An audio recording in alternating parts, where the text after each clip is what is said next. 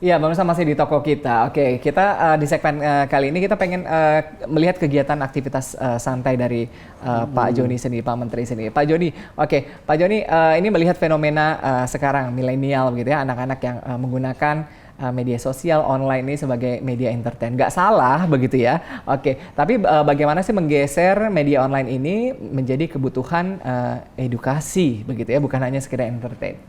Ya, memang itu ya, lagi-lagi ya, ini semuanya disediakan untuk manfaat bagi rakyat ya.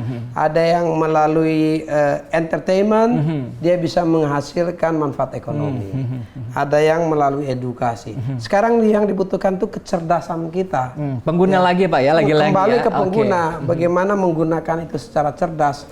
Ya, kita saya sungguh-sungguh ya, Bapak Presiden Kabinet Indonesia Maju ini berharap betul ya bahwa kita mempunyai inventors itu untuk membangun ini semuanya dengan apa namanya dengan penuh semangat, dengan cerdas begitu. Jangan kita isi ruang-ruang digital kita ini dengan hal-hal yang tidak bermanfaat. Roadmap pemerintah Indonesia adalah menuju Indonesia sebagai digital nations, ya negara digital.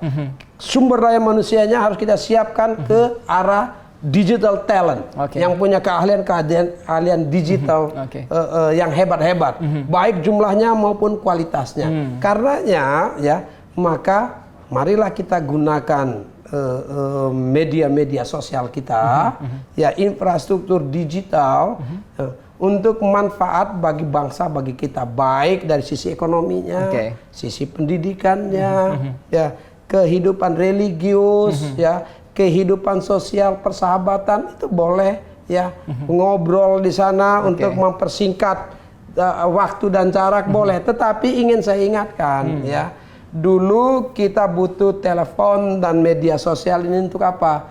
Untuk mendekatkan yang jauh, sehingga menjadi dekat.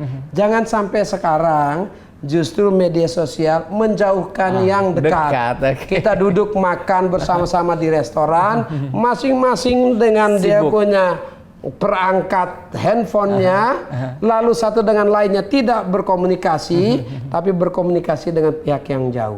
Nah, ini perlu kecerdasan, perlu mengatur waktu dengan baik. Itu tips dan juga pesan yang menarik, termasuk memberikan konten yang baik juga begitu ya. Konten itu satu yang harus kita lakukan, menjadi tugas bersama-sama kita dari waktu ke waktu. Satu, kita perlahan-lahan untuk mengurangi dan meniadakan konten-konten yang tidak bermanfaat. Yang kedua, secara bertahap juga kita tingkatkan kualitas konten kita untuk ya mendukung kesejahteraan kehidupan bersama kita.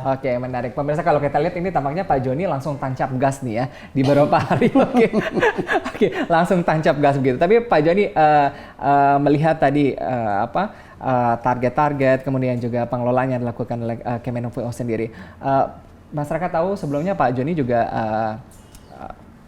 pernah di legislatif sendiri. Bedanya apa Pak Joni?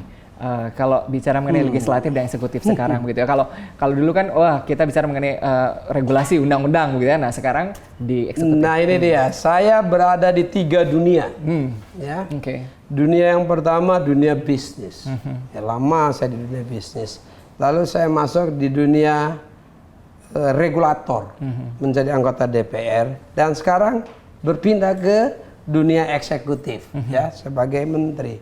Tapi ya pengalaman saya selama di dunia bisnis maupun di dunia politik parlemen itu memberikan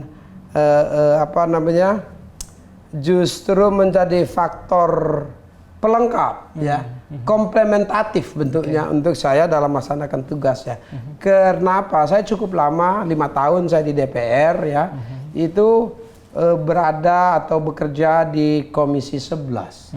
Komisi 11 itu tugas-tugasnya adalah di bidang makroekonomi, di bidang moneter, perencanaan pembangunan, ya, penerimaan negara, fiskal, ya, di bidang terkait dengan pendataan penduduk, ya, BPS. Jadi di bidang moneter itu tidak saja domestik, ya, tetapi juga moneter internasional, baik nilai tukar, ya, inflasi, maupun termasuk juga defisit perdagangan, neraca pembayaran dan seterusnya. Ini menjadi faktor-faktor komplementatif ke saya pada saat dimana bertugas di bidang eksekutif sebagai menteri. Mudah-mudahan pengalaman-pengalaman saya itu ya membantu untuk lebih memungkinkan saya bisa melayani bangsa, melayani masyarakat di bidang atau di Kementerian Kominfo ini lebih baik. Menarik bicara mengenai background dan juga komplement-komplement yang sudah didapat begitu ya di dalam parlemen dan juga legislatif sendiri. Kira-kira kalau untuk internal Kementerian Kominfo sendiri begitu ya, target apa yang akan dilakukan oleh Pak Joni sendiri begitu di internal Kominfo, Pak? Maksudnya apa di internal ini? Misalnya, kalau Kominfo kan melaksanakan pembangunan eksekutif ya, executing. Berarti kita harus laksanakan program presiden di sini, implementasikan program presiden di sini. Tetapi ada beberapa hal yang perlu dilakukan di sini.